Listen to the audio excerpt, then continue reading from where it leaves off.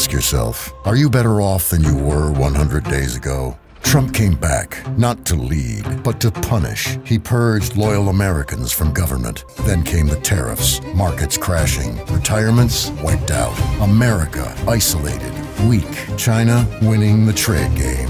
Did you see the Lincoln Project's Kova ad that sent Trump into a total meltdown? Within hours of them posting a video of him gasping for air on the White House balcony set to "Don't Cry for Me Argentina," the former president fired off 17 rage tweets, with all caps and spelling errors. These ex-Republican insiders knew exactly which buttons to push. They targeted the one thing Trump can't stand: looking weak and being laughed at. And guess what? He took the bait hook, line, and sinker, proving their entire point about how easily manipulated he is. The psychological warfare was surgical. Before we move on, I'd like to ask you a small favor. If you appreciate this content, please take a second to like this video and subscribe to the channel. Over 98% of you watch the videos without subscribing. It costs you nothing, but it makes a huge difference to us. So, did you click the subscribe button? Great. Thank you so much. Now back to the video. You ever notice how some people just know which buttons to push to make someone completely lose it?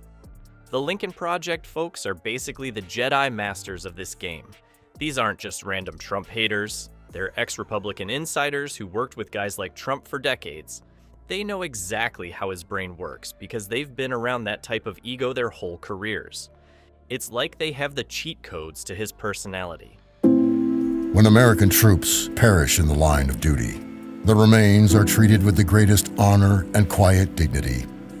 They are placed aboard special Air Force transport planes and returned to their home soil and into the grieving arms of their loved ones.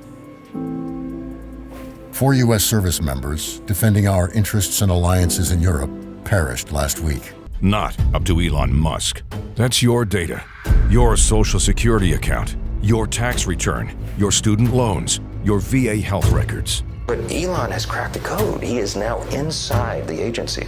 What makes the Kova ad so brilliant is how it hit all of Trump's biggest fears at once. The orange man hates 3 things more than anything: looking weak, looking ugly, and being laughed at. So what did they do? They packed all 3 into one brutal 60-second package. It's like they created a buffet of everything Trump can't stand and forced him to eat it. The timing was absolutely surgical too. Right when Donnie Diapers was desperate to look strong after his COVID diagnosis, they showed him gasping for air on that White House balcony like a fish flopping around on deck. Remember when he did that weird Superman shirt rip fantasy that never happened? Instead, we got a wheezing old man who couldn't breathe right. Not exactly the tough guy image he was going for, but the real chef's kiss was setting the footage to "Don't Cry for Me Argentina" from Evita.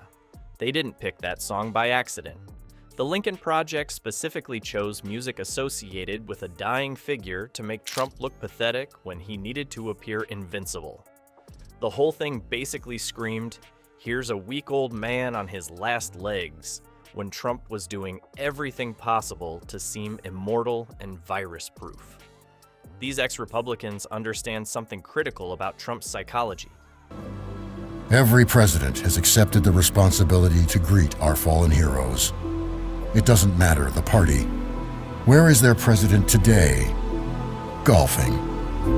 Again. He pardoned terrorists and criminals. This isn't a second term. It's Trump's second chance to end America, and it's working. So no, you're not better off. You're not safer. Nothing is cheaper. The economy is worse. Our country is in danger. Turning our government into a police state, kidnapping American citizens, sending innocent people to foreign hellholes, snatching students off the street for tweeting. His brain works like clockwork. Attack his manhood or strength, and he physically cannot resist responding. It's like putting cheese in a mousetrap. The Lincoln Project knew that by making him look ridiculous, they were creating what they call a perpetual motion machine of Trump self-sabotage. They set the trap, and Grumpy Trumpy walked right into it. The Lincoln Project basically built what one insider called a Trump rage vending machine. Put in mockery, get out Twitter tantrums. The more they made fun of him, the more he melted down publicly, proving their entire point about how unstable he is. When someone can be manipulated this easily, should they really have nuclear codes? It's like they created a real-life demonstration of why his personality is dangerous.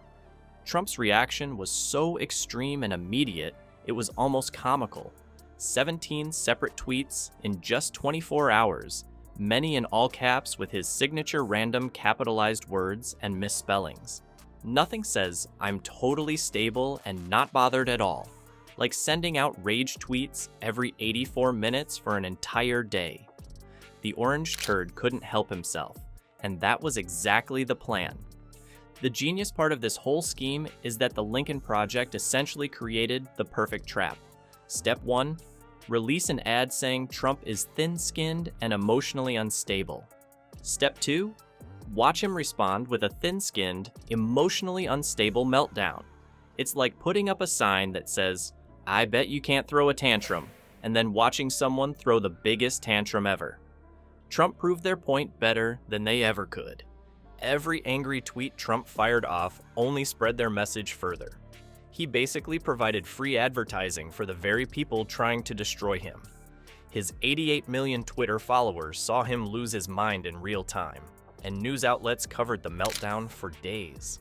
The Lincoln Project spent maybe a few $1,000s on that ad, but Trump's reaction gave them millions in free publicity.